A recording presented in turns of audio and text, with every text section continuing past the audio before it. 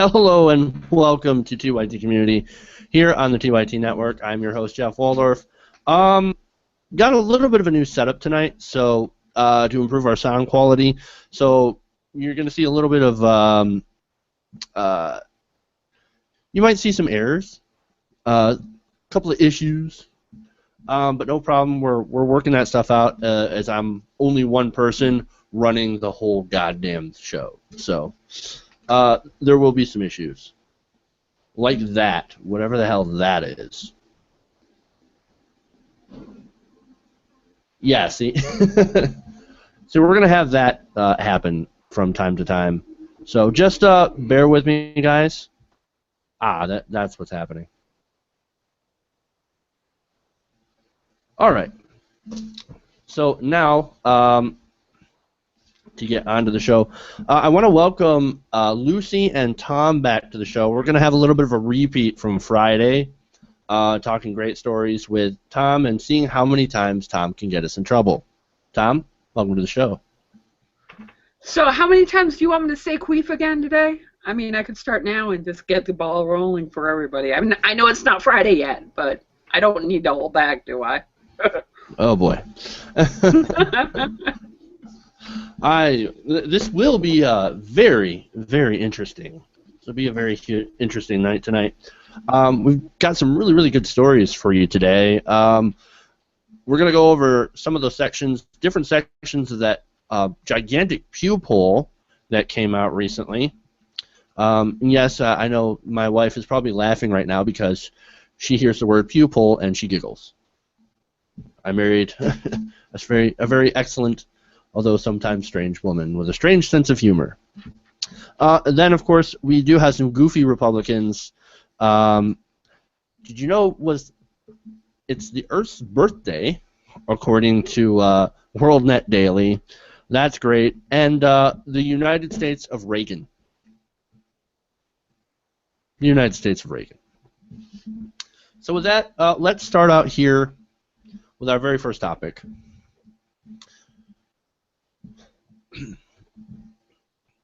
Now, what is the greatest threat to the world, according to Americans? Is it climate change, ISIS, Ebola, radical Islam? Well, if you watch cable news, you might think it's probably one of those few options, but you would be wrong. Let me explain. Now, Pew recently asked that question to participants from 40 different countries. Now, in the interest of time, we're going to go to the Americans. Yes, we're being Amerocentrics, and because that's just the way we roll. Now, according to Americans, economic inequality was ranked the greatest threat to the world. Now, that's something you don't see on CNN. So let me break this down by the numbers. Now, according to this survey, 27% of all Americans surveyed see inequality, economic inequality, as the greatest threat in the world, followed closely by religious and ethnic hatred. That's about 24%. So 24% of Americans surveyed see religious and ethnic hatred as the greatest threat to the world. What about what's next? Well, what's next on the list is nuclear weapons at about 23%. Nuclear weapons. Okay, so people are still afraid of the nukes. What about the environment? Where does that rank? Well, according to the survey, 15% see pollution in the environment as the greatest threat. And what about Ebola and AIDS and other infectious diseases? Well, that ranks at about 7%. Sorry, cable news. Ebola just isn't that important.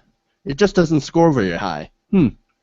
Conversely, and here's a fun fact, Africans rank that as the #1 biggest threat to the world. Interesting.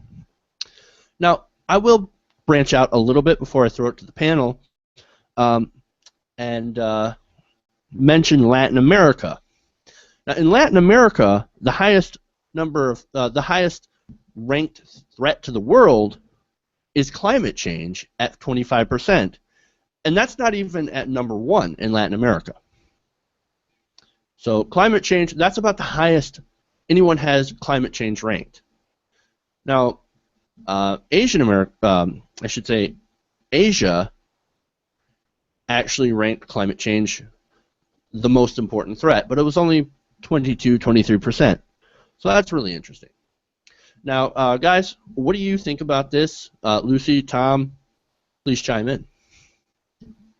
I kind of feel like this poll is just telling me something that should be common sense. People see an issue that directly affects them as being the greatest threat to them because it already directly threats them. You know what I mean? So I feel like this poll is just a little bit of common sense. That's fair enough. Where was the stupid question, Jeff? Where was the religious part of it again? That was like first or second on the list. Am I right? Yeah, according to Americans, that was actually the second on the list. That's 24%. Get off the cross. Jesus needs the wood. I mean, really, they're not being persecuted. This is ridiculous. All it is a bunch of whiny people who don't want to bake a cake. I don't want to eat your cake. Chill out. Get off the cross. I think wants to. you're getting it wrong. Religious and ethnic hatred. As far as what I see is people freaking out about Islamic fundamentalism, essentially. Oh, even better, because we're all scared, so we need to go buy more guns. Because they're coming over here, right? They're coming through the southern border. Or is it the northern border? I'm so confused after Canada. Oh, Canada. I mean, it's like, this is ridiculous. This is all fear-based. And it goes back to common sense. It goes back to the media scaring the crap out of people. So they rate the things highest that scares us, and the things that can actually terminate life and be real issues, not so much, not that big a deal. But the things that get us into hysterics is typically the things that people freak out about the easiest, and it's sad face. So it's ridiculous to me how easily people can be manipulated these days. I think you're kind of missing the point, though. Income inequality affects Americans at an astronomical amount, just like climate change affects Asian countries at an astonishing amount. And and Ebola is like huge in Africa right now because it affects them the most. That's why they're most worried about those things. Like what it is, it's just pointing out the obvious. What already affects us scares us and makes us believe it's going to ruin the entire world. It's just a common sense poll, like. Right. It definitely makes sense that regional problems for everyone rank the highest. It scores the highest because they see the problem right in front of them. Africa, once again, a lot of African countries going through this Ebola scare, so they are, and of course AIDS as well. Of course, they're going to rank these high. I mean, Uganda, for example. Uganda is 44% see AIDS and other diseases as the highest, this is the biggest threat to the world because they're going through that. Okay, maybe I could admit that I misinterpreted the poll. That's my fault. My bad. Throat punch it. There you go.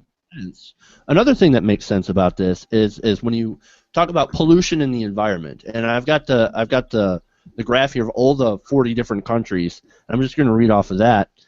A lot of the countries that are South American, that are Latin American countries, care more about pollution in the environment.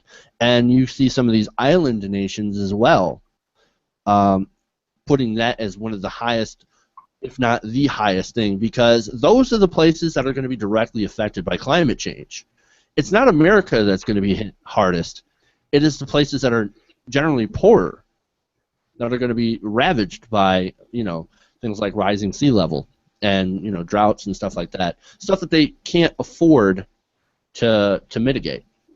Not as much as we can. Because we can handle climate change a lot better than Peru. But can't you say that we can't handle it either? Because, if you look at New Orleans, even after Katrina... It will be quite expensive, and it all depends on how bad we let it get before we actually do something. Lucy, go on this because I think it's frustrating me a little bit, and that's why I'm probably getting. I mean, I think you're just letting your emotions take over like a typical libtard. Well, yeah, there's that. No, like it's just a common sense poll. Oh, go ahead. Sorry. Go ahead. It's just a common sense poll pointing out that, hey, if it's already affecting us, we think it's affecting the whole world because every area of the world is kind of egocentric. You know what I mean? Like, oh, if income inequality is affecting the United States of America, it's definitely going to affect everybody else. Just like in Asia. If pollution is affecting us here in Asia, that whole world, going down. Here's another good example of that. The highest, the country that scores the highest on being afraid of nuclear weapons, Japan. I wonder why. Yeah, I wonder why they're so like there's anything concerned in about their nuclear things. That something might happen to them. Can I point out the irony in that after Fukushima? Mm-hmm. They're worried about nuclear weapons, yet they build Fukushima. Oh, that's clean energy. It's gonna be okay until the tsunami comes and wipes it off the face of the earth.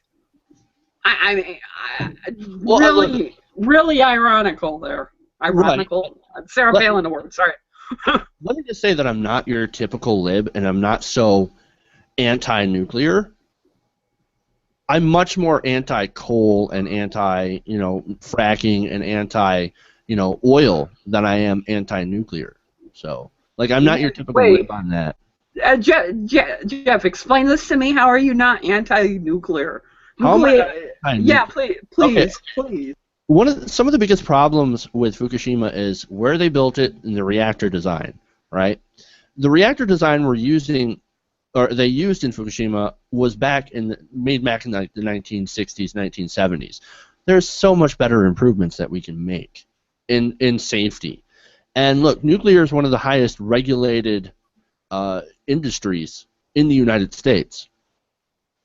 So, like, there are also studies done, and I know you might not buy it, right, because of the source, Scientific American, that's done studies on this that show that coal is much more deadly than nuclear. Nuclear accidents are pretty rare, but when it happens, they're very destructive. So that's why people are have a very large anti-nuclear sentiment, because when it does fuck up, it fucks up good, but it doesn't fuck up as much as coal. And it doesn't have as much the effects of coal. And I think as technology continues to progress, we can make that safer.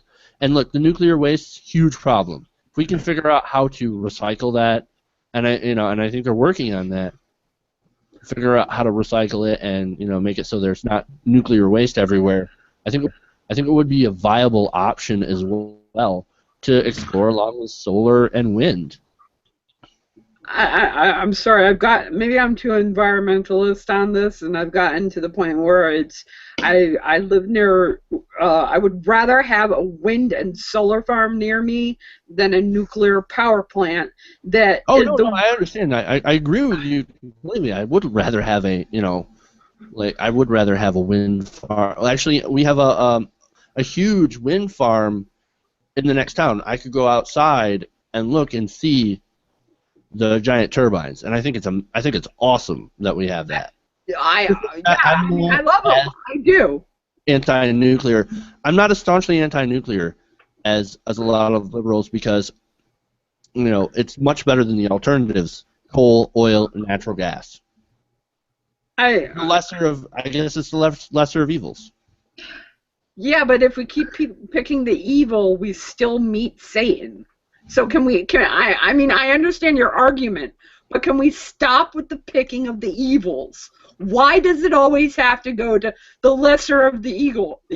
It's kind of like the whole third-party argument. We always go to that argument. It drives me nuts.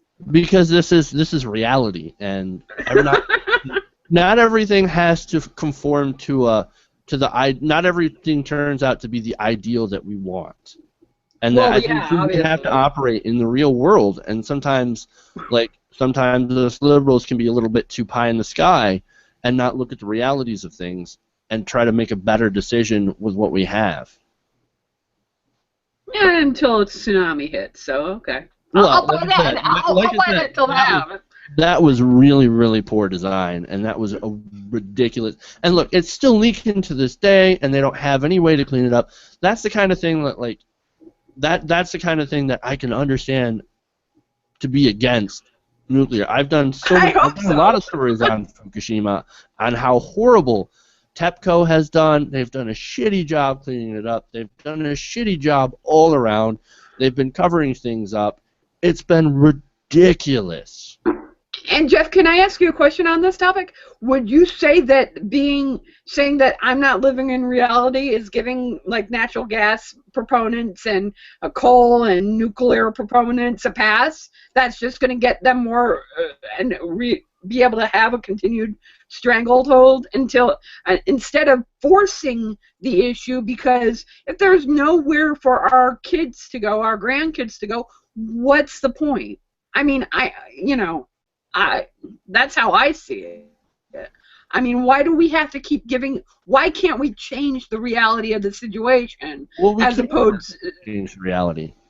But like, we're gonna have to continue this discussion another time. Lucy's getting fucking bored, and this will be a good discussion to have later, maybe perhaps on Some Say.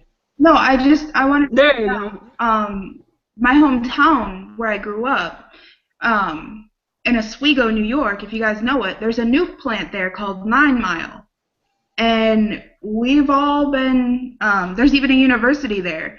And I'm against nuke plants, but I see that they create a lot of jobs. They're a better alternative than what we currently have to produce energy on such a widespread usage that we currently use. You know what I'm saying? Like, we use so much energy right now that it's going to be hard for people to cut back while we switch over. So while we're switching over to, reusable or renewable sources, we need something to fill that gap so we're not completely... Right. And this is where people like Jordan will go, oh, well, natural gas is going to fill that perfectly. And this is where I agree with where I disagree with Jordan and say no, natural gas is terrible. But there's only so much natural gas, you know what I mean? Right. So it's a very complicated situation for the scientists to figure out. It really is. But tangent aside, we should probably move on to the next story. I have a lot to cut out. So, all right.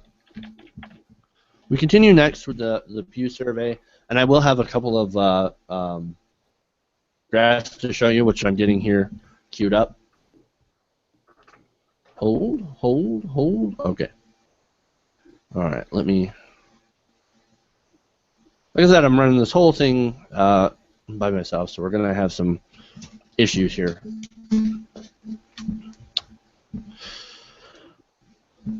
More fascinating results from the recent Pew survey. This time we go to media consumption differences between liberals and conservatives. Interesting. Now, what sources of news do conservatives and liberals favor? Well, they break this down. It turns out that liberals trust many different sources than do conservatives.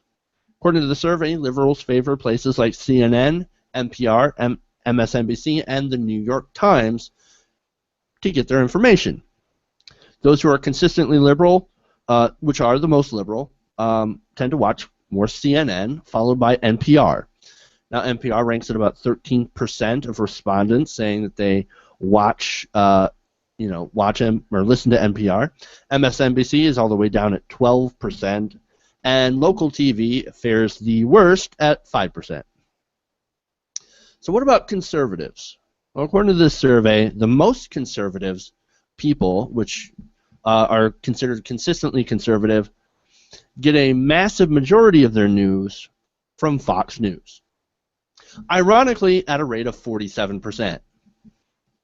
Interesting. Now, following that is local radio at about 11% and local TV at 5%.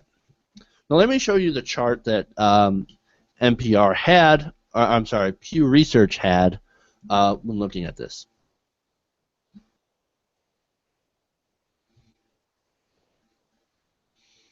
So there we go. So, like I said, you have consistently liberals, people looking at CNN about 16%, mostly liberal about 20%, mixed, which are, I guess, people in the middle, looking at CNN about 20%, mostly conservative. A lot of people looking at Fox News that are mostly conservative. And, of course, it just goes down the line, with a total being CNN 16%, Fox News 14%, local TV at 10%. That's over on the far left. So, fascinating.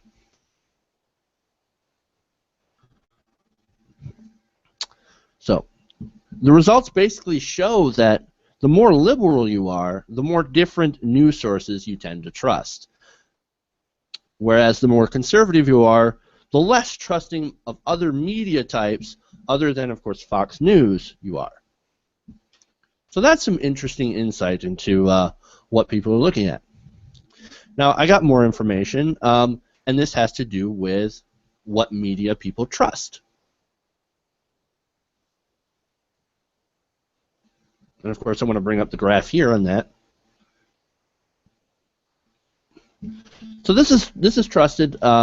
This is looking the most trusted. Now, of the people who are mostly liberal, 72% of them trust NPR, PBS, BBC, and the New York Times as their top 4. The most conservative respondents, however, trusted Fox News about 88% of the time, followed by Hannity, Limbaugh, and Glenn Beck. Of course, you have mostly conservative, the people who aren't quite as conservative as the people who listen to Hannity, Limbaugh, and Beck, but you have them at 72% trusting just Fox News.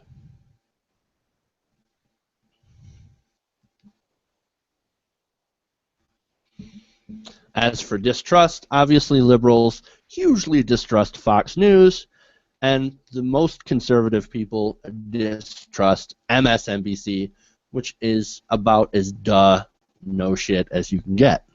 So, what do you guys think about this survey? Any thoughts? I feel bad for the conservatives. I really do, because if you limit yourself to just one news source, the possibilities of them getting something wrong is so greatly multiplied, or them doing something or saying something for their own personal reasons, you know what I mean? Putting that emotion into it. Like, I know there shouldn't be emotions in journalism. It should be, this is the fact, this is it. But we're still human, so we still have biases that we want people to see. So if tomorrow Fox News switched over to saying Barack Obama is the greatest president in the world, would conservatives still watch Fox News and completely trust news? Probably not. Probably not. I also want to say, I saw that poll, and let me just say, Al Jazeera America is a very good news source. Very good news source. They do amazing work. They have very good stories. I really like them. So I trust them. I really do trust them. Yeah, I thought about how we could help out Al Jazeera. Maybe consider a name change to Al Jeezy. Well, like their little logo, they have the peninsula symbol, and then it says A-Jam, and I always just call it A-Jam, and I'm like, oh, did you see A-Jam today? And people are like, what's that? And I send them like links, and they'll be like, Al Jazeera, isn't that the terrorist show? I'm like, no, this is the American version. You know, it's cool. American version's fine. The American terrorist show. Well, you do know that Al Jazeera is where all the fired CNN hosts went, right? They couldn't get a job at CNN. Where'd they go? Al Jazeera. Well, there's some. Sorry, I had to be. No, there are some people from Current actually that went over to Al Jazeera as well when they bought TV. So. Yeah, some did go, and I like them as a source too. I've used them on my show, and I get flack a lot for using different sources, ironically enough, on my show, and I tend to use more conservative sources, more so than not. Even the Blaze and Newsmax, the ugly stepchild of Fox News. Yeah, but there's you know, some stuff you can find on those. Boy, you can find a lot of crazy there. Yeah, and it makes it more. It makes for a more entertaining show, and you really get into deep of what they really think. And I'd rather know how they're going to come at me than just what they're feeding to like the local the station to get reelected. You know what I mean? I'd rather see crazy Steve King on Newsmax as opposed to whatever Texas station that he's on or whatever, you know? Or Stockman, not King, wrong one. Wrong Steve. Oops. So back to the results. What Lucy, what you said, you know, how it's sad only getting it from one source. Well, that's sort of the whole idea behind Fox News, because they continuously drumbeat into, you can't trust the liberal media. Everyone else is the liberal media. You can't trust them. You can only trust Fox News. Which is great for ratings. It makes so much sense because their marketing machine is fantastic. This is one of the reasons why they are #1 on cable news, which, once again, like, I have to mention, full disclosure, cable news is a shrinking, dying demographic, especially among young people, so pretty soon cable news ratings aren't going to mean a damn thing. But at the same time, it's sort of the mentality among Fox News viewers is the rest of the media is lying, which, okay, fair point. You could argue that for sure, because there are certain media outlets that are very pro-government, and you know you can't really dispute that, and they have their own biases and et cetera, et cetera. But it's a good, it's a fascinating message they send, is that you can't trust anyone else but us. Tune into us, and you can see the effect of that in this poll. Let me just say, I think it's really sad because I really hope conservatives who only trust Fox News like see this poll and they're like, we're only looking at one news source. What if the sky isn't actually blue? What if Fox News has told me it's blue, but it's actually purple? Maybe I should check this out and make sure that Fox News isn't bullshitting me. You know what I mean? Like, it almost I highly doubt it. Lucy, you're losing it. People like to only go to places that back their ideological perspective. I find even, you know, sometimes liberals do the same thing, where we'll only go to sources that back our own ideological perspective. And, you know, that's represented in the like, we're humans. We like to be around like-minded people. And the whole thing is that we should go out and get other points of view that are not necessarily our own, just in order to learn and to be, who knows, we might find something that challenges our belief or challenges what we know, gives us new information, and makes us think in a different new perspective. Yeah. I mean, I have no problem if somebody told me, hey, check out this interview on Fox News. It's really interesting. Sure, I'll go check it out, but then I don't want them to, like, force feed me. You know, I want to be able to investigate and make sure that their facts are correct. And I really hope conservatives see that they could be being force-fed and they could be manipulated. Like, that's the only thing you can see. Like, I don't want to be manipulated. I personally don't want to be manipulated. That's why I will never go to just one news source. I will double-check and triple-check everybody's information. Lucy, your premise is flawed. Your premise is flawed, though. They don't feel like they're being force-fed. The reason they go to one news source is because these are stand-up guys. These are my guys. They're preaching to my choir. They're gonna go where they preach the loudest. They preach it so loud. Liberals' heads explode. Trust anyone else. You can't. They're also told that you can't trust no one else but us, because they're all giving you propaganda bullshit. Thank you.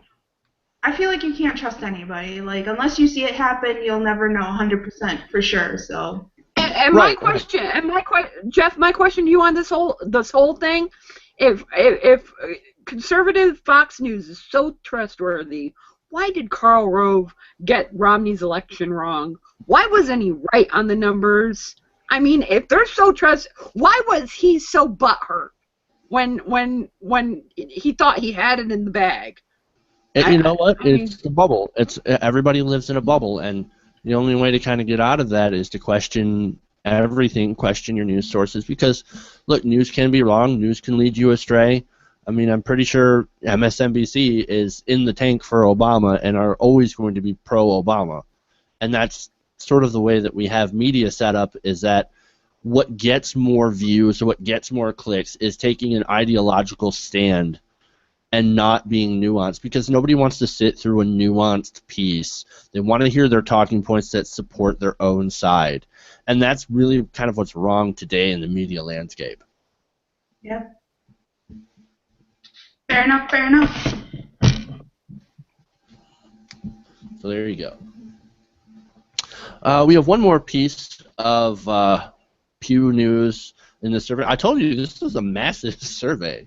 And this time it has to do with something a little bit different other than media, and it has to do with actually the internet. And the internet has brought a lot of great things. Without it, for example, I wouldn't be here talking to you guys today doing the show, and I wouldn't have met any of my fantastic panelists. But one of the downsides is something that gets talked about a lot, especially recently. And that's, of course, the issue of online harassment. Now, Pew did a survey on this to find out who is harassed and how often, and in what ways. Well, first off, before I get into some of the numbers, Pew defines online harassment in this survey as 6 of the following incidents, somebody having 6 of the following incidences occurring to them personally, to the respondents. And those categories would be being called offensive names, someone trying to purposely embarrass them, okay. Then we go to physical threats, being stalked, and also being harassed for sustained periods of time, and finally, online sexual harassment. Of the 40% of all adult internet users, 27% were called offensive names. Well, who hasn't been called an offensive name in an online forum? Seriously. Go to the YouTube comments, and you will find all sorts of people calling you offensive names. 22% had someone try to embarrass them, and that would be purposely. 8% of people were physically threatened. Another 8% stalked, and 7% harassed for a sustained period, and 6% of all adults, 6% of the 40% of all internet adult users have been sexually harassed. So let's look at some of the demographics of of the people who are harassed more often. And I've got a nice graph for you, so I'm gonna show you that.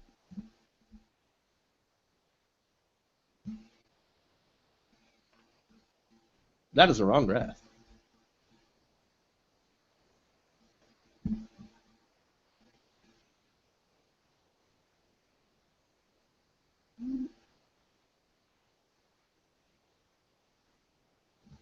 That may be the wrong. Okay. So this is the right graph. Okay. So young people experience unusually high rates of online harassment. So it is essentially mostly young people being harassed. And that's, of course, it breaks it down by those categories that I have already. And that would, of course, be being called offensive names. 49%, almost half of all 18 to 29-year-olds called an offensive name online. 35% purposefully embarrassed. Then we start to get in the more serious categories. 20% physically threatened. 15% stalked, which is really kind of crazy. 14% harassed for a sustained period of time.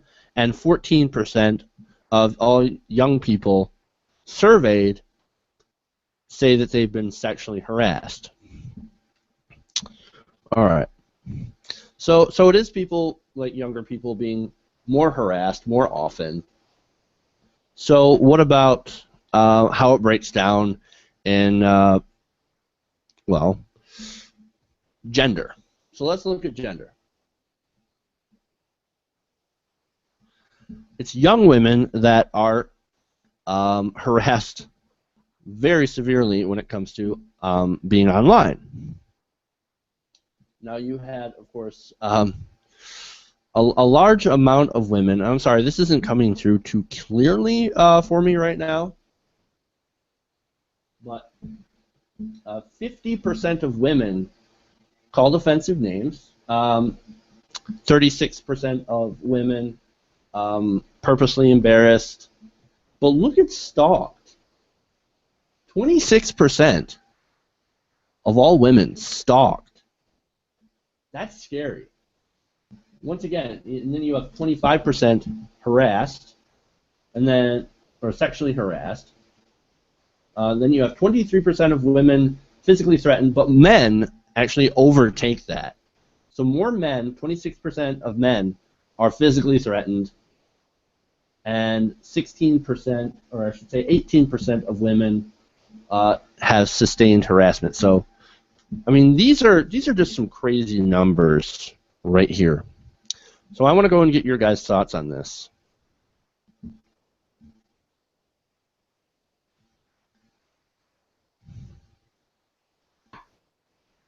I'm actually not surprised.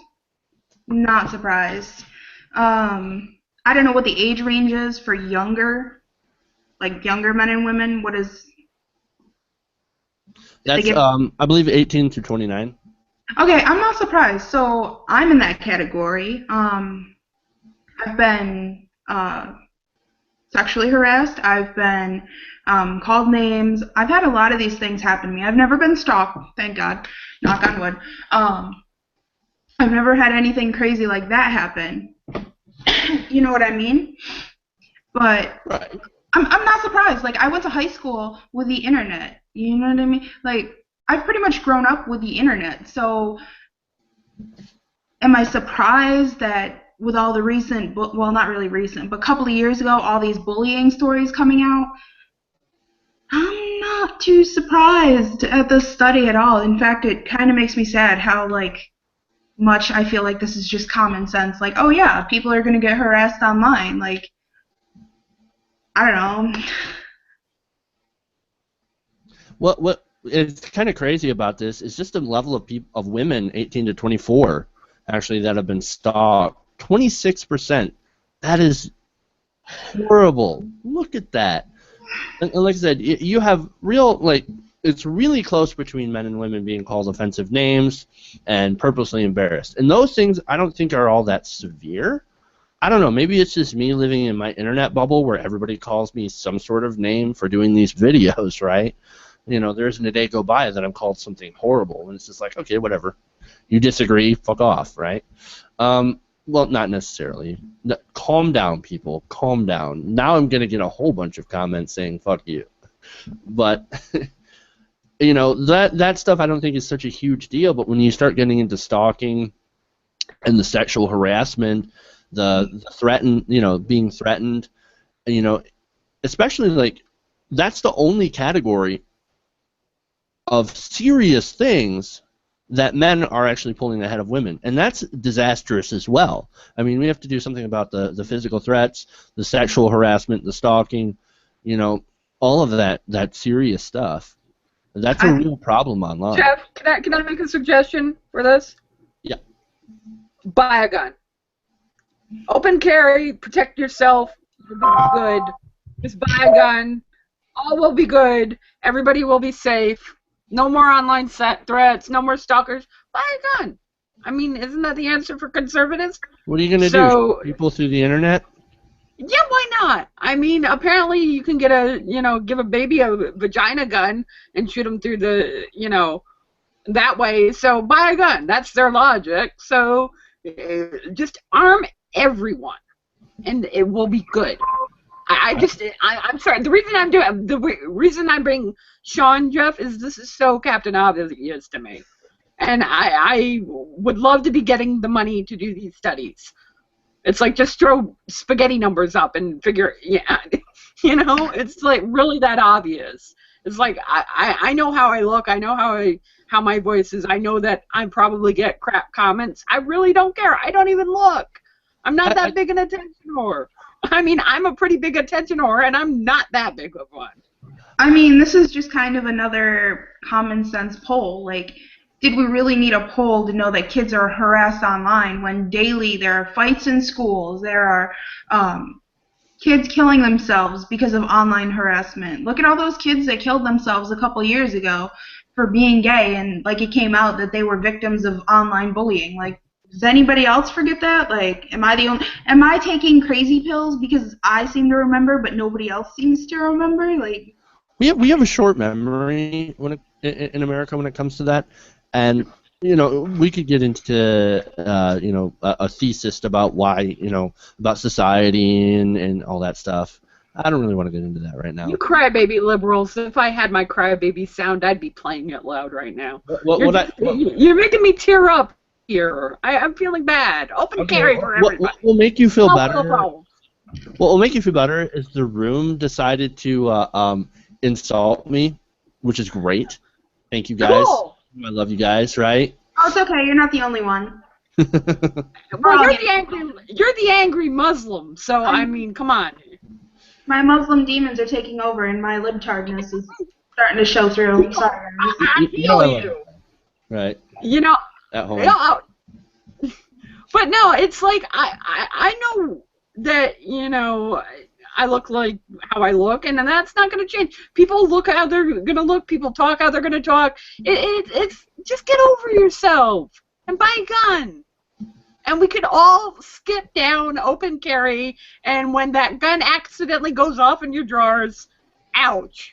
But beyond that, there you go. But like, remember, Tom, gun control means using both hands.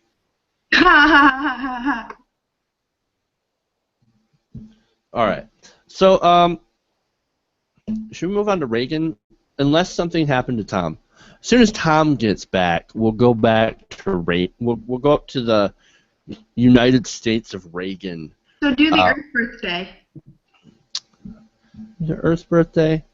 No. Let's wait for Tom to get back. I know. Son of a bitch.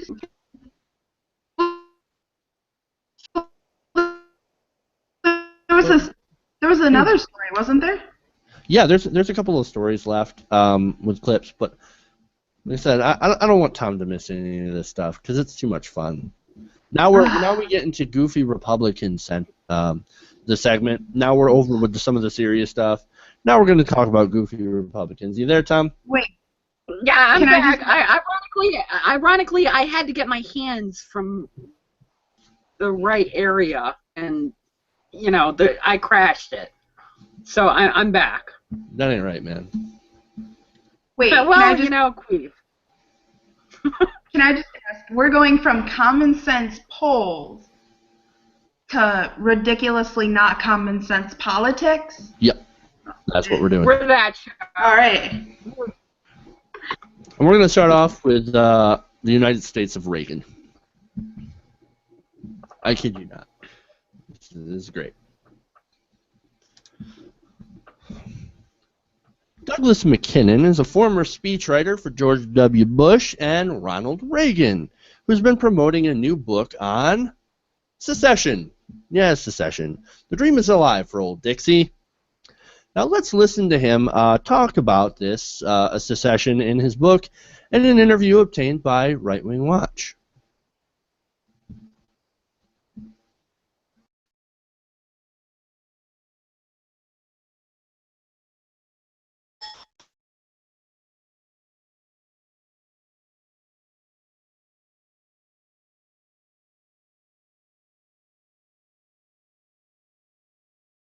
Whether it's in Washington, whether it's in local state houses, whether it's in county government, for whatever reason, the leaders that we're picking are deciding not to stand firmly for traditional values, not to stand for our rights, not to articulate the vision our founding fathers created over 240 years ago. And so that's the problem. I think, again, in the United States of America, there are tens of millions of people that want to fight for those rights. But unfortunately, as we're seeing every single day, our leaders, quote unquote, don't seem to be willing to do that for us. That's right. Well, and then again, people will look at this and say, the last time we went through this as a nation, we ended up in a civil war. I mean, what do you make of the idea that doing something of this sort would trigger another war internally. Well, we talk about that extensively in the book, and the feeling is that it wouldn't remotely come to that because, again, if number one is this is an academic platform to create this discussion, but if it moved beyond the academic, then it's one of those things too where obviously now in the age of instant communication, the world would also know about this country. The interim name for the country, by the way, is Reagan. The group decided that would be the best interim name until somebody, the voters eventually decided to pick the full-time name for a new republic based on traditional values. But it's one of those things too where the eyes of the world would be watching, and it would be very difficult if it was done legally, peacefully, and constitutionally for the government of the United States to say, okay, well, let's take military action against that. And nobody believes in this day and age that the government would want to once again have brother fight brother or family member fight family member, and it would never come to that in the first place again because this would all be done peacefully.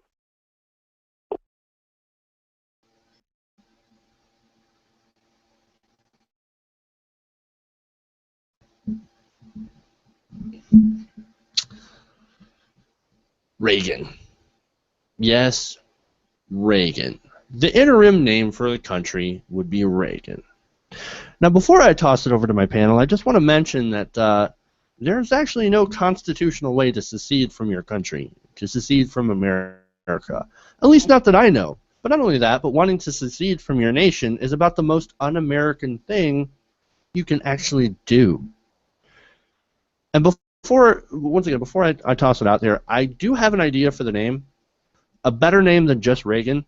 You want to call it the United Sovereign States of Reagan, otherwise known as the USSR.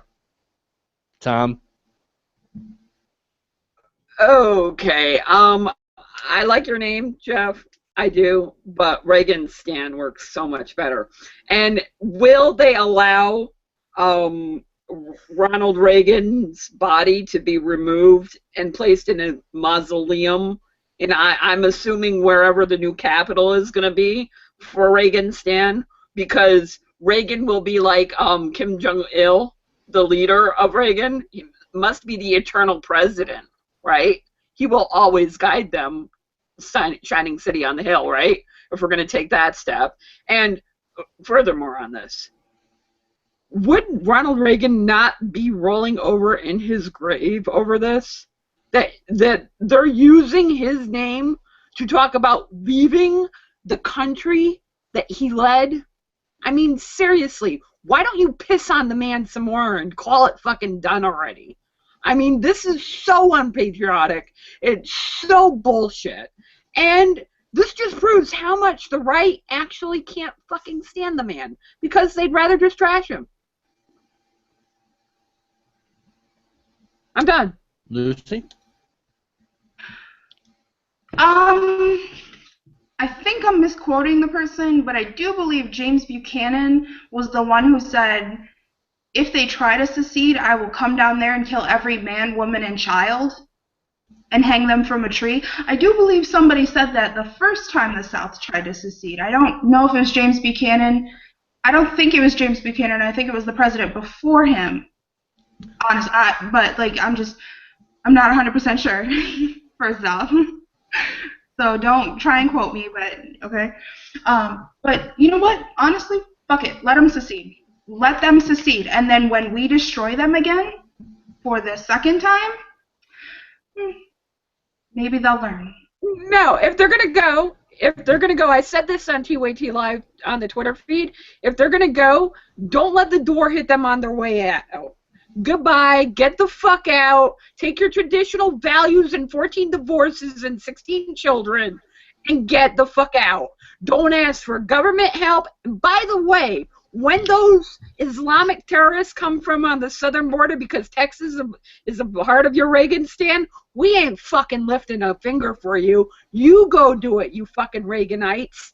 You do it. And have fun. And have fun moving his body out of California. I'm just saying. No. I hate to say it, but I want to see them secede. I always wondered what it was like to live during the Civil War. I'm just kidding. I'm kidding about it. I'm so inflamed by this. I'm done. I mean, I used to be a conservative. I used to be a self-hating gay conservative. And Reagan would be so fucking pissed off over this. This is pissing on Ronald Reagan. I mean, this really is. And we're going to name it Reagan because traditional values. Really? Really? Leave the union. That's all I'm going to say. Well, look, Leave the union. here's what they're doing to Ronald Reagan, right? They're turning him into the Jesus Christ of conservatism. Leave it. And look, that's what it's about. Ronald Reagan Isn't that a raised little taxes gay? 11 times. He created a huge deficit in the budget, right? He did a whole lot of really stupid things. Iran-Contra. He gave money. He gave weapons to terrorists. Ronald Reagan. No, that was not him. That was Oliver North.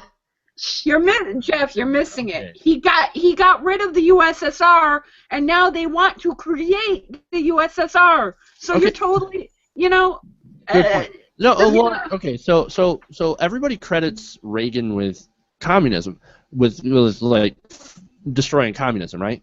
I think if you really look at that whole situation, American capitalism is very strong, right? Soviet communism was terrible, right?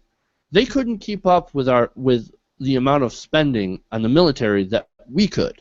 We literally outspent them and continue to outspend them. And any other country when it comes to warfare, they could not keep up with us because their economy was shit. American capitalism is the thing that beat communism, not Ronald Reagan himself. You know what? And even Americans worked so hard, and Americans produce so much, and they do so. And Americans, our industrial base is amazing. That's what also helped us get through World War II, because we know how to make shit and we know how to get shit done. not anymore. No, we used to. We can still get it back. That's why we need another civil war. We legit need another civil war. Maybe shit will change. I wonder has anybody phoned up Nancy Reagan and said, "Hey, Nancy, do you want to be buried in South Carolina?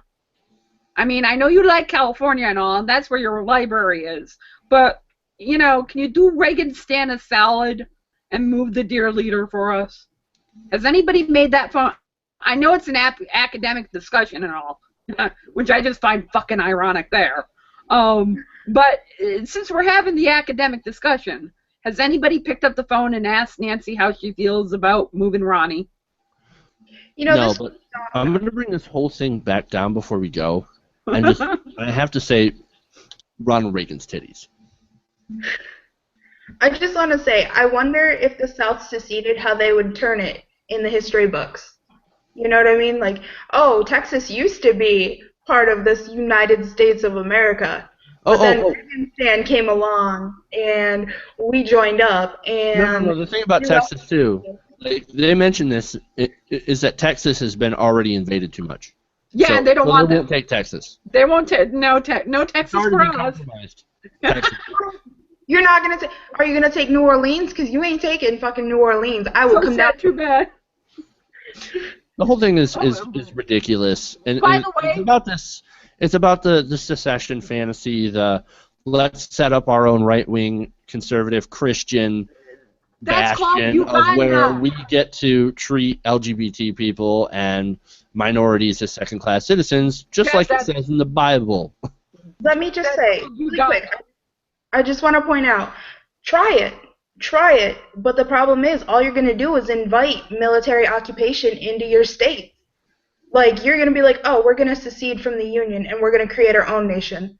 Well, last time that happened, military kind of rolled up into those places, if I remember, and a lot of civilians got fucked over in the end. Right. And Jeff, can I please? I want to raise you your Ronald Reagan's titties with a Nancy Reagan. Let me make an actual substantive point. Oh, come on, you're killing me. Okay, go ahead. Remember, Your show. My show, Tom. It's my show. Calm down. Down. Yes, boss. Right. That's right. So the thing about this is that this is fantasy. This is a small group of people that think that, you know, the majority of people are into secession, when it's a very very tiny, very extreme group of people that are just pissed off until the next election comes around and somehow a Republican gets into office, and then they'll be happy, even if nothing will change. This is about hating, you know, Democrats. This is about hating liberals. This is about hating the government. This is about, you know, losing power. This is about losing power that they once had, and they don't like it. And so they're having this pipe dream that's never going to come true. If you want to secede from the Union, look at how the sovereign nations are doing. The Indian reservations, look at how they're doing. Oh, but you can't use that as an example, Lucy. They're white. They'll do good. No, but it's. I know. I'm being sarcastic there. I know you're being sarcastic, but a lot of them don't even have running water. Third world countries within our United States borders. What do you think will happen if you leave the United States and you lose our funding, like our money, the little bit of money, government money that's given to you? You lose your vote in Congress. You lose all that. Yeah, fair enough. Can I make my point now, Jeff? I know you're the boss of me and all on the show, but all right, let's final point. Make it a good one. Oh, it's good. I'm gonna raise your Ronald Reagan titties with a Nancy Reagan queef. Ah. Don't deal with good. When am I going to learn my lesson, man? Tom, what am I going to do with you, boy? What am I going to do with you? All right. Well, I've already been evicted once. There's not much you can do from my mother, by the way. All right. So give me a minute here. We'll get to the next segment. 2 more to go. And we go to America's Dumbest Congressman.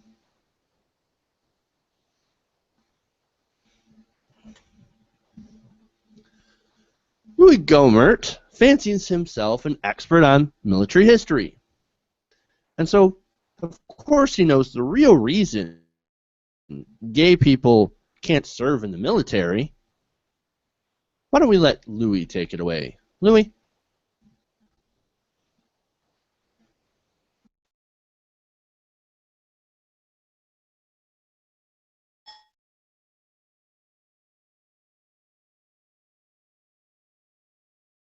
And I've had people say, hey, you know, there's nothing wrong with, you know, gays in the military. Look at the Greeks. Well, you know, they did have people come along who they loved that was the same sex and would give them massages before they went into the battle. But you know what? It's a different kind of fighting. It's a different kind of war. And if you're sitting around getting massages all day, ready to go in the big planned battle, then you're not going to last very long. It's guerrilla fighting. You are going to be ultimately vulnerable to terrorism. And, you know, if that's what you started doing in the military, like the Greeks did, as people have said, Louis, you got to understand, you don't even know your history. Oh, yes, I do. I know exactly. You studied military Not a good idea.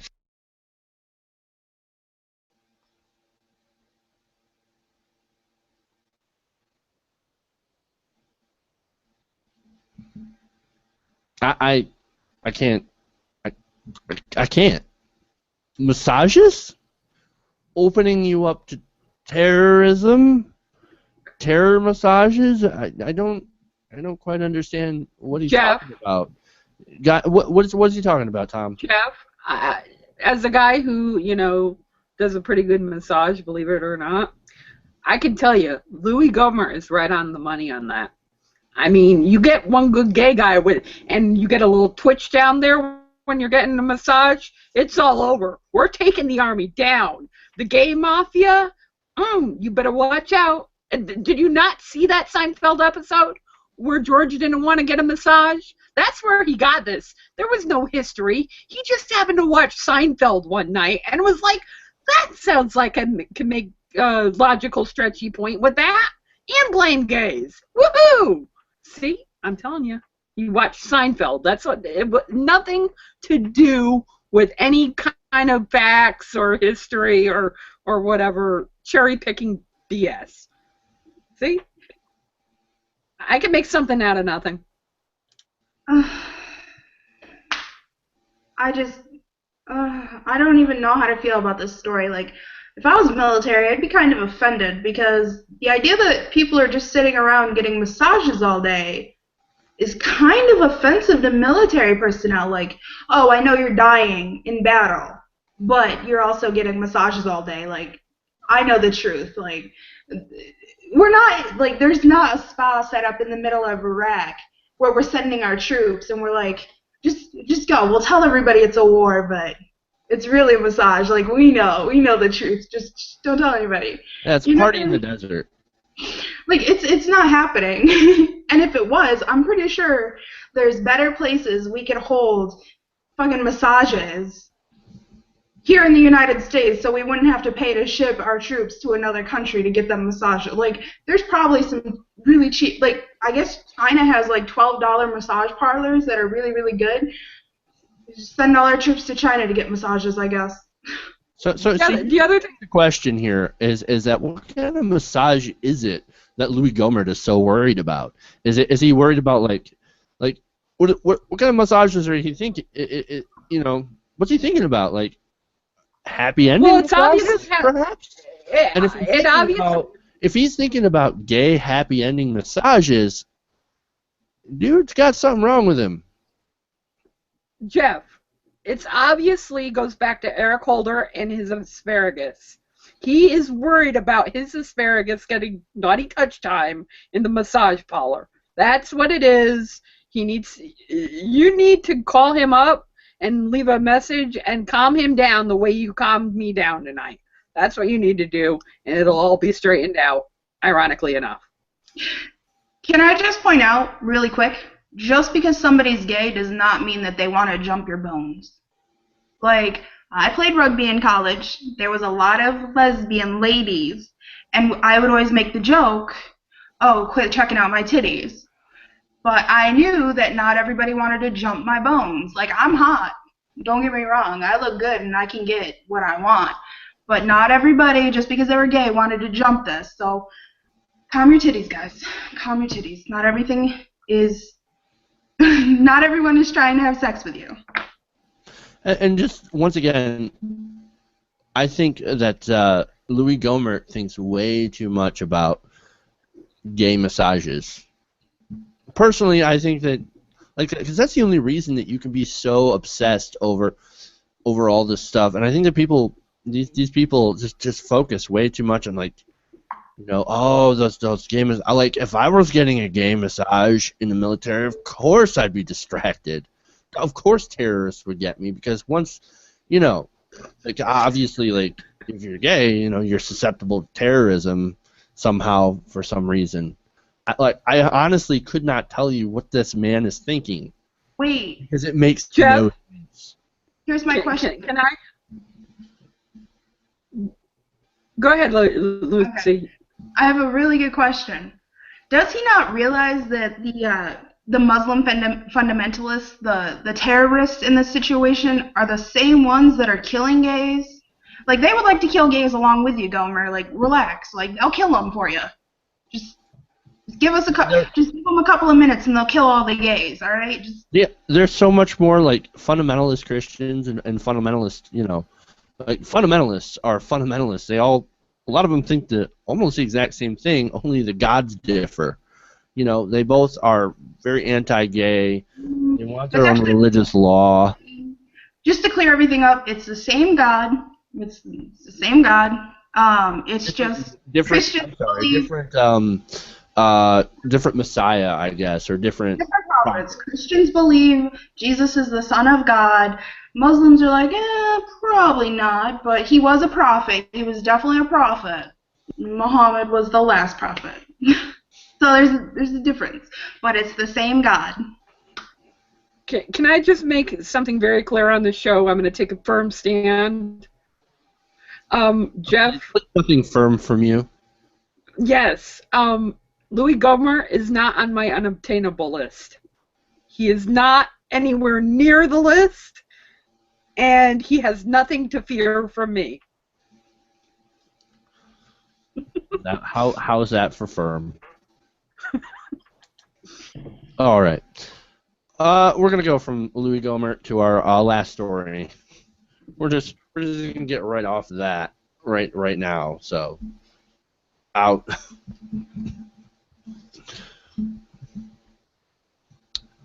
Happy birthday, planet Earth. Yes, get your party hats on, people, because tonight we're going to be celebrating with WorldNet Daily editor Joseph Farah. Yes, celebrating the birth of the Earth, or the birthday. You see, according to Farah, today is the day Joseph Usher deduced that God created the Earth 6,028 years ago. Now, how did he celebrate? How did Joseph Farah celebrate the Earth's birthdays? Well, he wrote an article today celebrating that and challenging science by writing, quote, "One thing we know for sure is that science can never prove the age of the Earth, because science requires a methodology of observation and empirical testing that could never be done on an event that occurred thousands of years ago, millions of years ago, or billions of years ago.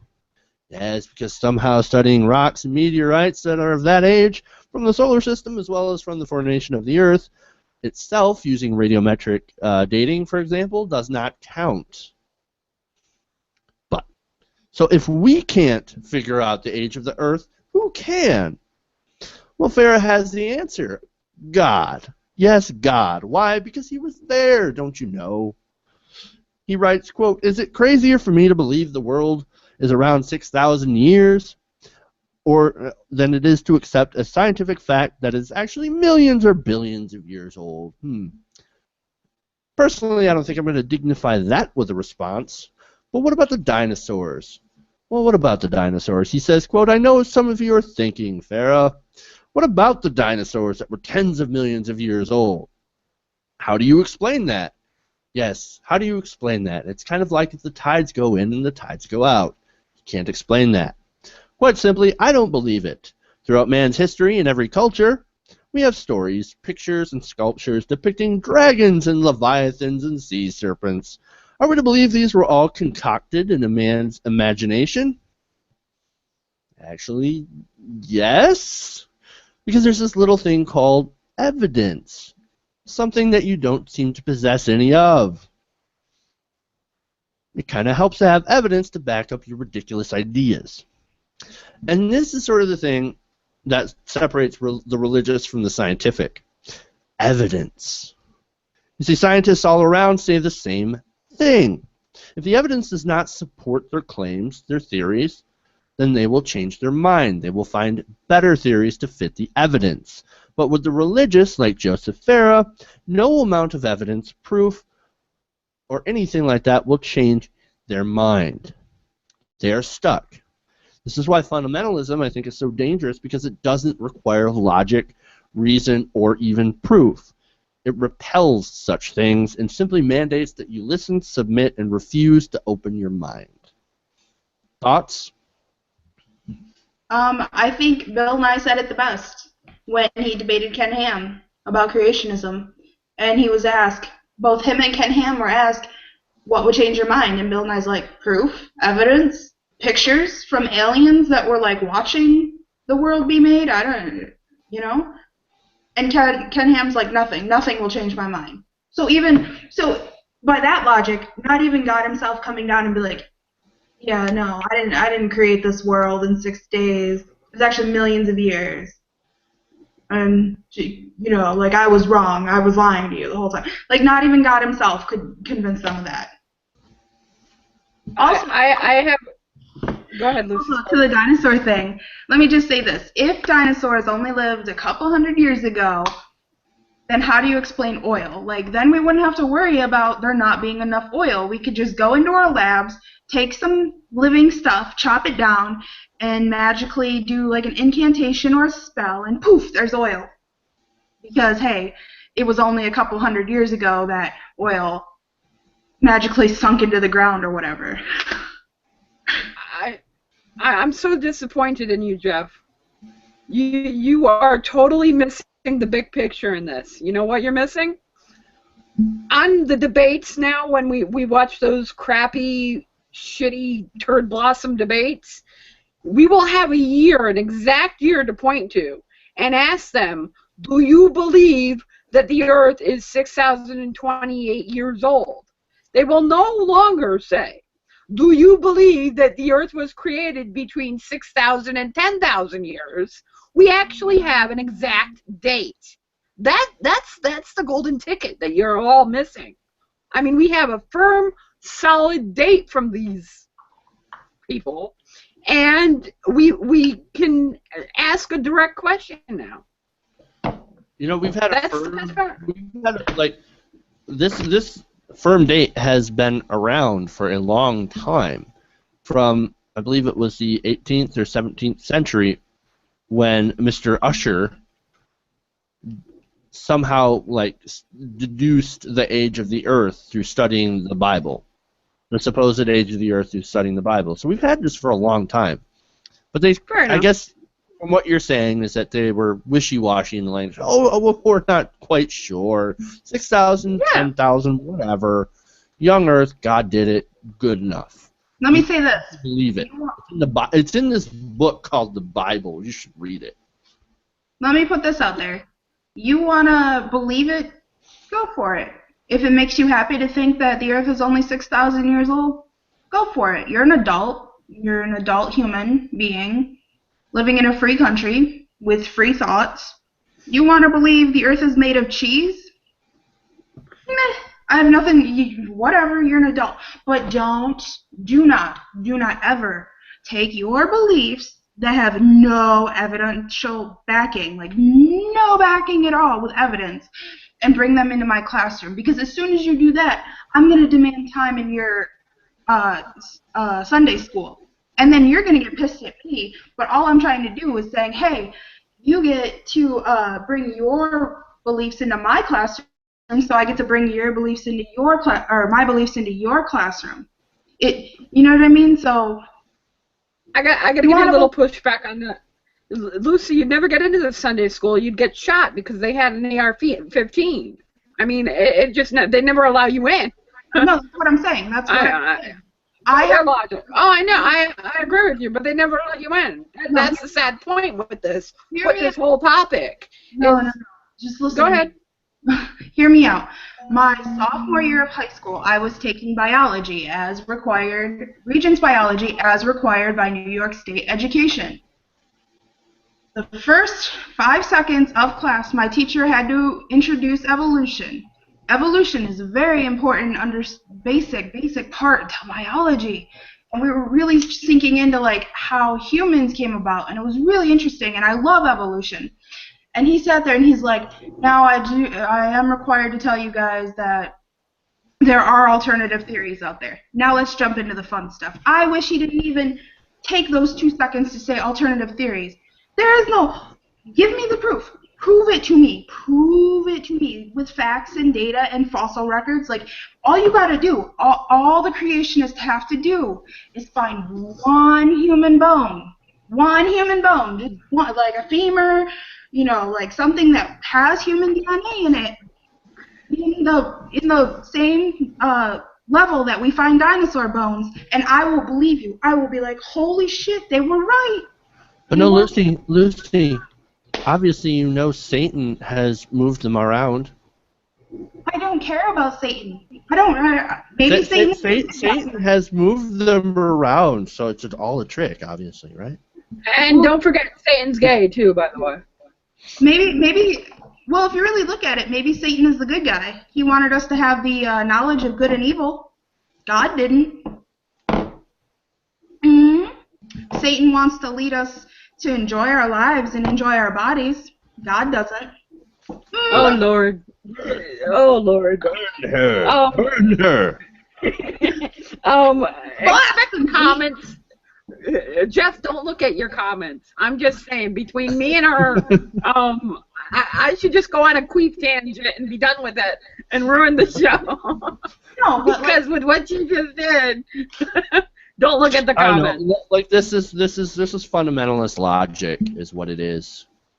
It's No, but like, And that's an oxymoron. Exactly, and that's the whole point of how ridiculous this whole thing gets, is that no matter how much proof that you present about something to back up your theory, it's not enough for them, because it's like, no, I already know all the answers. Jesus did. Oh, for Christ's sake, literally, for Christ's sakes, enough.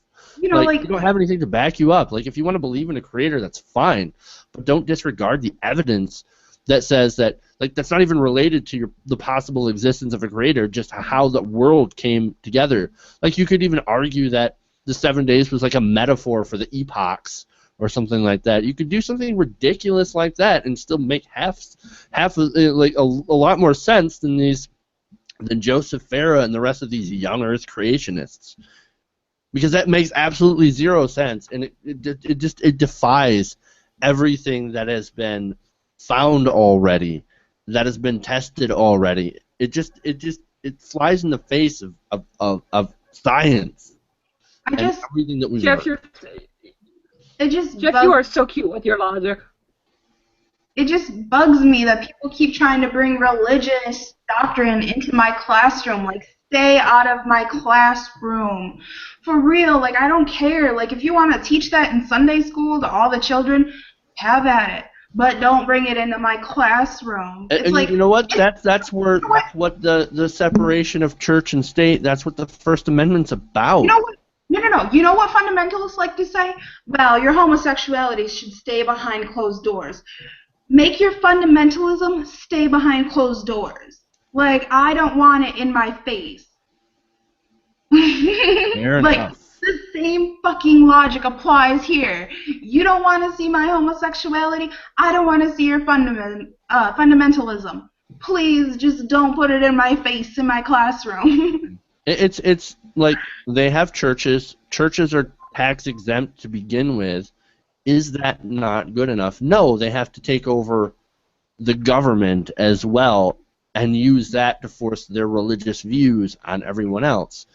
And they'll come counter back with some bullshit like, well, you're forcing your secularism, anti-religion down our throat. No, we're not. We're just saying you've got to keep it out of the public sphere so that it doesn't affect other people's lives. It can affect yours in as many ways as it wants. You don't want an abortion? Don't have one. Don't believe in birth control? Don't do it, and go and collect your welfare check for your 12 kids. It doesn't matter. It doesn't matter to us. Jeff, I just want to make it...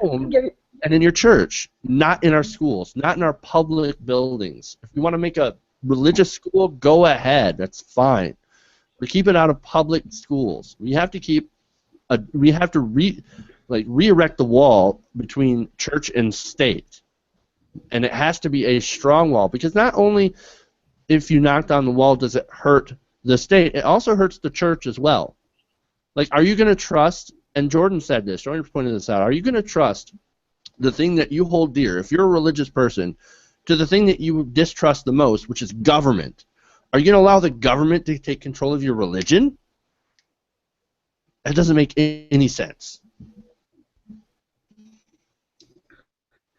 Jeff, I just want to make this point. Pat Robertson, it's okay, it's your show, but I just want to make this point and make sure we're all clear on this. Pat Robertson assured us on Right Wing Watch on my show today that there is no Christian overtaking of the government. None. Nada. Zip. Zilch. Ain't gonna happen. Oh, well, if never Pat happened. Says it, whew. I'm not worried. I believe him. I believe him like I believe the Bible. And if you believe that, I got negativities to tell you. No. I personally think you can believe in religion and you can believe in science at the same time. Like, that's me. Like, I believe in science. I do, wholeheartedly, because I love science. I personally love science. I think it's the most interesting thing in the world. Right? But but I also believe in religion, and I believe, like, it makes me feel better to, like, think, like, I'm here for a reason. Something more than to eat, sleep, and reproduce. You know? Like, for some reason, I'm like, I'm more of a humanist, you know, when it comes to that sort of thing. Like, I believe that we make our own, like, we sort of make our own purpose. Like, our own purpose is to learn.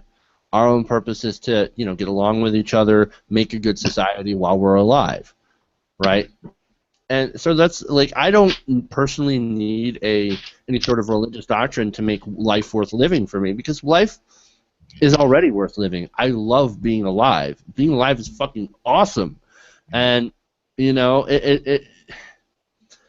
I don't, like, I guess I can understand why some people, like, would have it so bad to need a religion as a crutch to say, okay, it sucks now, but when I die and it's over, I'm going to be with the Lord. I'm going to be with somebody who loves me. I'm going to see my family again. It's going to be all hunky-dory. Everything's going to be great. I can understand that when people have life that is so bad that they need to do that. But for people who are in America, who basically have the highest living standard in the world, to see so many people that are fundamentalist and are using that fundamentalism not as a crutch but as a club to try and take over and to try and get their own things their own way, that worries me. That's what I don't like about religion.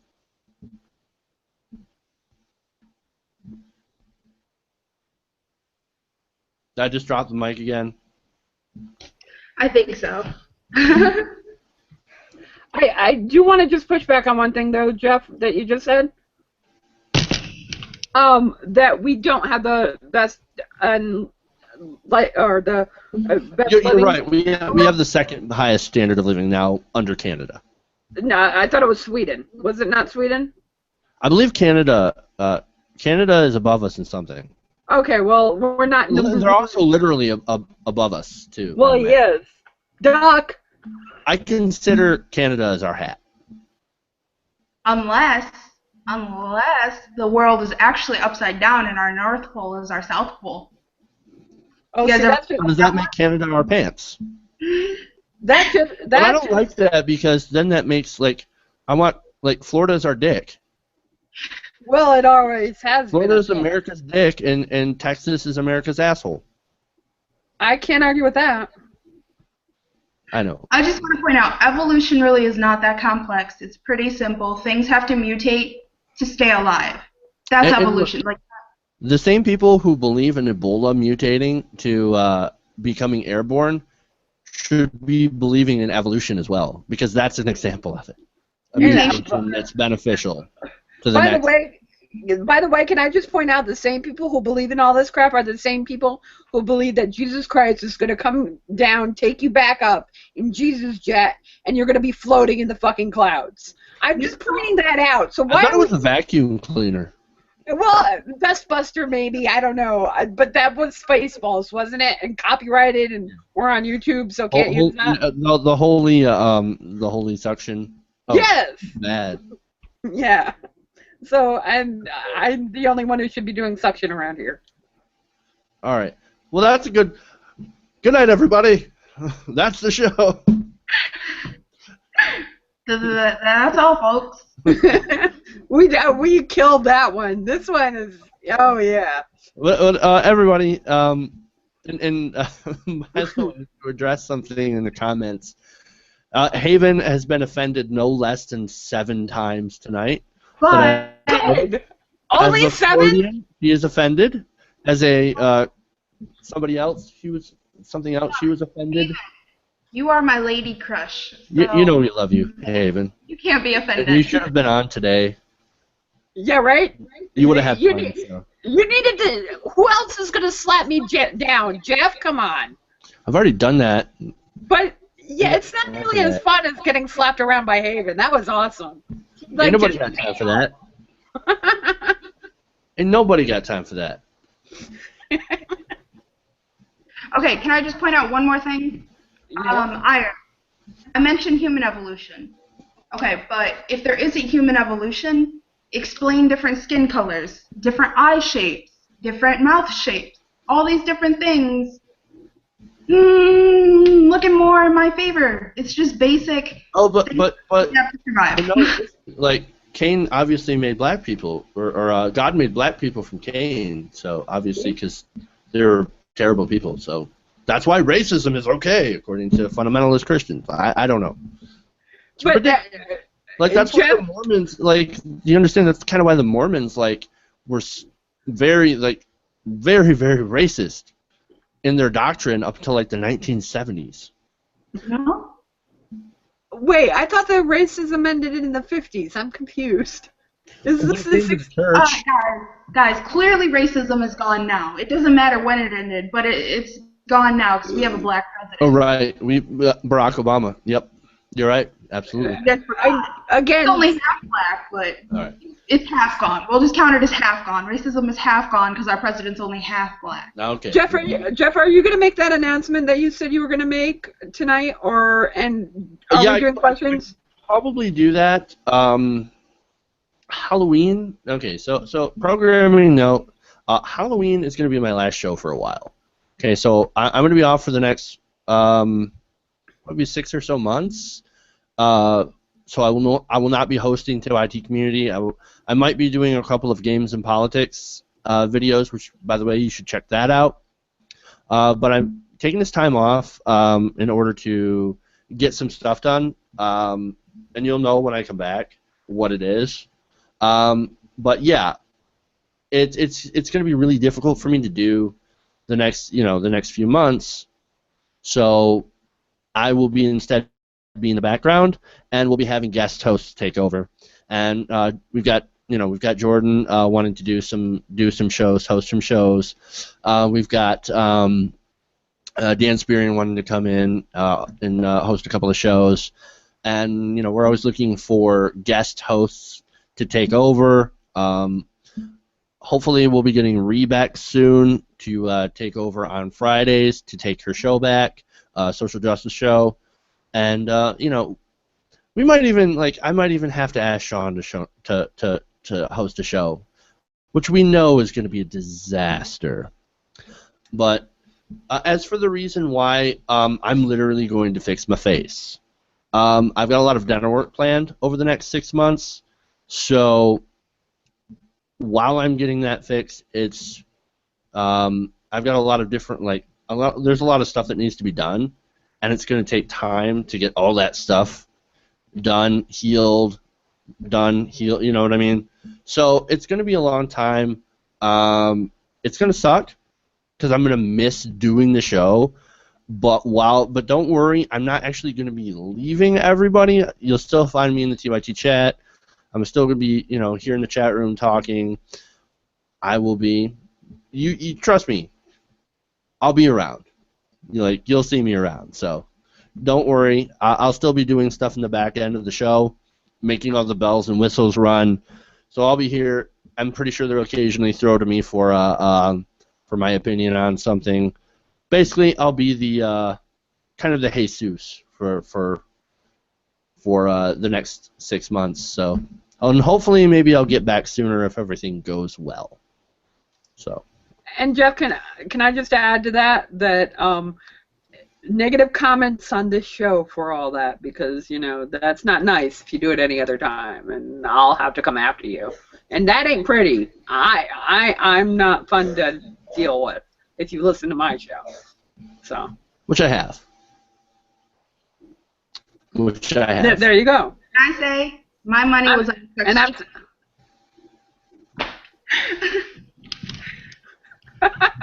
Said, "Oh, it's gonna be really prominent when I get back." I was like, "Sex change, do it." Get out of my head, woman. That would be. That's not what I'm going for. So. It's your fault. It's your fault for leading us on that way. Are you getting Reagan titties? Yeah, you're blaming the victim here. You're doing victim blaming. How conservative of you, Lucy. I'm sorry. You were dressed inappropriately. I was. You are. I was asking for it, wasn't I? Your mouth was saying no, but your eyes were saying yes. Mm. Rush Limbaugh would be so proud of this show tonight. Oh, definitely. So yeah, Halloween. By the way, Halloween, I believe we're having Dell on for our final show, so that's going to be a good sort of going away for me. So because we'll have the first time we'll have Dell on, and yeah, and don't worry, when I come back, there's going to be a lot more shows. Maybe not more of these, but definitely more games and politics. Especially if that takes off and gets kind of big, and also, we've got Haven here joining us as a latecomer. Oh no, what have I done? I think he's gonna make you. I mean, she's gonna make you a woman. Sorry, Haven. I wouldn't make a very Hey, attractive woman. You know that, right? Be very unattractive. No, if I'm a woman, I'm an old lady. I'm just saying that, putting that one out there. I have decided that I need to go ahead and just host an How Evolution Works video. You might have to. I can throw it up on TYT Nation too. I feel like maybe I should, just because. Okay, so just real quick, life did originate with the slime. Okay, it was struck by lightning. We do have evidence. There is an experiment. There is an experiment that you can do in your own home, and you will end up with proteins, which are amino acids, which are the building blocks of proteins, which are the building blocks of life. It's a real experiment. And then what happened was the dinosaurs were all, okay, this is the dinosaurs. And at the same time, there was little tiny mammals. And we drowned. And then an asteroid hit, and all the dinosaurs died. And then the mammals snuck out from underneath the ground, and they were like, gee, gee, gee. And that's when they took over. And that is where humans come from. That is just the short, sweet explanation of evolution. There you go. There you go.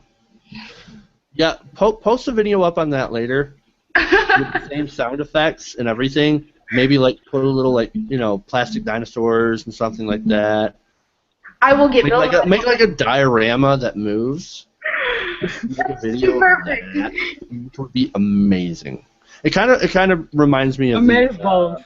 Like here's what I'm thinking. Like I'm thinking the one of the first scenes in Firefly with the dinosaurs, washing the dinosaurs, doing the curse your inevitable betrayal. I mean, luckily the dinosaurs became birds. That makes people feel better. Dinosaurs became birds, and we got to be species. Well, here's what's funny about that is that dinosaurs, right? They died, they turned into oil, and then we make dinosaurs out of plastic, which plastic comes from oil. So the dinosaurs have essentially been remade.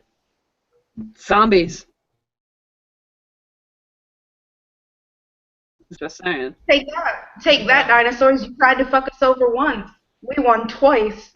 That's right. All right. So. All right. Anyways. That's Jeff, do you want to do questions or anything? Or we're good?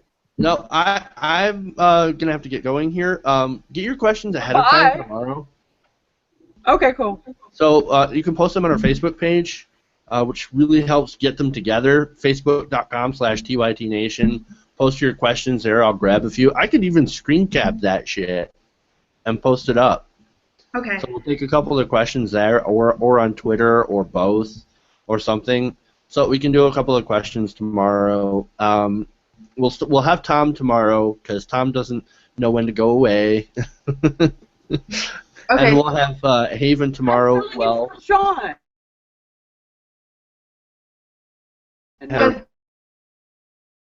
Video on. May even have so Sean. calm your titty. I will explain it. So it'll be a really fun show tomorrow night. So definitely tune in for that, 8 p.m. Eastern here on TYT Nation, here on part of the TYT Network. Yes, we're part of the TYT Network, so which is still fantastically awesome. So, and if you haven't already, please subscribe to us. Because if you've been watching the show for this long and haven't subscribed to us, I'm getting kind of suspect. Like, what are you doing with your life?